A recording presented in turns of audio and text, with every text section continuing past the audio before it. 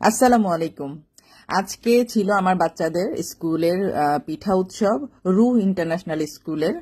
এটা হচ্ছে 12 নম্বর সেক্টরের 5 নম্বর রোডে। তো অনেক সুন্দর আয়োজন ছিল। প্রতি বছরই হয়, কোনো একটা কারণে গত বছর হয়নি। তো এবছর খুবই এক্সাইটেড ছিলাম আমরা সবাই যে অনেক দিন পর আর কি পিঠা উৎসব হবে। কারণ আসলে এই স্কুল মাদ্রাসা আর কি, তো এখানকার বাচ্চারা আসলে অনেক পরিশ্রম করে সকাল থেকে রাত পর্যন্ত। ওরা আসলে ওরকম সময় পায় না একটু আনন্দ করার। তো ওদেরকে একটু আনন্দ দেওয়ার জন্যই এই আয়োজন স্কুলের পক্ষ থেকে। তো সমস্ত গার্জিয়ানরা পিঠা বানিয়ে স্কুলে দিয়ে দিয়েছে তাদের বাচ্চাদের কাছে। এখন বাচ্চারা সেল করছে। আমার মেয়ে খুবই এক্সাইটেড, সে এখন পিঠা সেল করবে। আর ওর বাবা ওর থেকে পিঠা কেনার জন্য মানে খুবই অস্থির। তো ওর থেকে অনেক পিঠা কিনেছে ওর বাবা। অনেক পিঠা, অনেক পিঠা, এত এত পিঠা সবাই নিয়ে আসছে। তো আসলে আজকে খুবই ভালো লাগছে। এই পিঠাটা খুব ভালো লাগছে আমার, আর আমার বিভীষণের খুবই ভালো লাগছে। তো আমরা দুজন অনেকগুলো খেয়েছিলাম এটা। আমার মেয়ের থেকে পিঠা কিনছে ওর বাবা আর কি, ওর থেকে পিঠা কেনার জন্য খুবই অস্থির।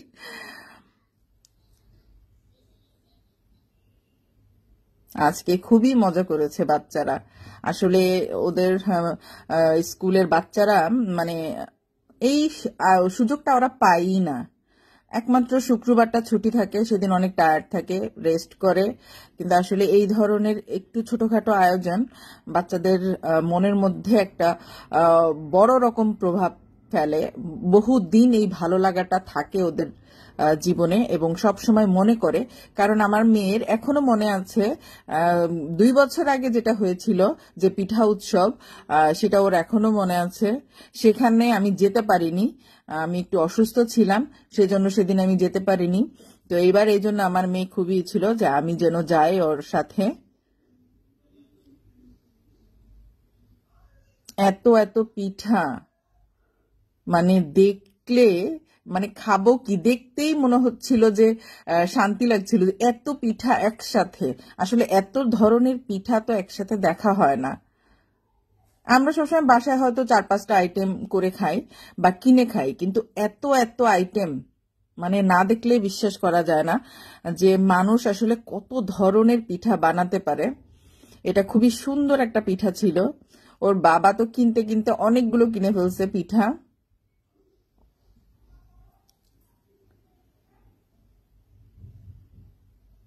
এবং পিঠাগুলো খুব মজার ছিল। সবচেয়ে বেশি মজার ছিল আমরা ওখান থেকে মানে হাঁসের মাংস আর চাউলের রুটি নিয়েছিলাম। তো আমাদের হিপজের টিচারের কাছ থেকে এটা নেওয়া হয়েছিল, হাঁসের মাংস আর চাউলের রুটি। তা আমাদের দুজনেরই তো এটা খুবই পছন্দ।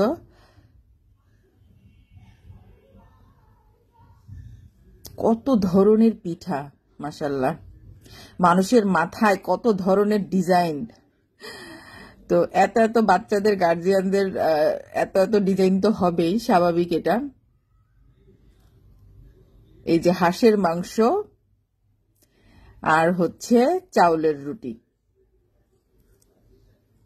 তো হাঁসের মাংসটা আবিরের আম্মু রান্না করেছে। এটা খুবই ভালো ছিল রান্নাটা।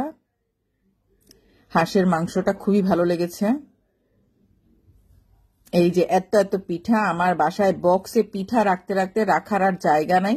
পরে আমি পাতিলের মধ্যে রাখছি পিঠাগুলো। এই যে আমাদের কেনাকাটা আর কি আজকের, পিঠা, পায়েস, তারপরে হাঁসের মাংস, চাউলের রুটি। তো আমরা বাসায় এসে তারপরে দুজন খাওয়া দাওয়া করলাম। খুবই ভালো একটা দিন গেছে আজকে, আলহামদুলিল্লাহ।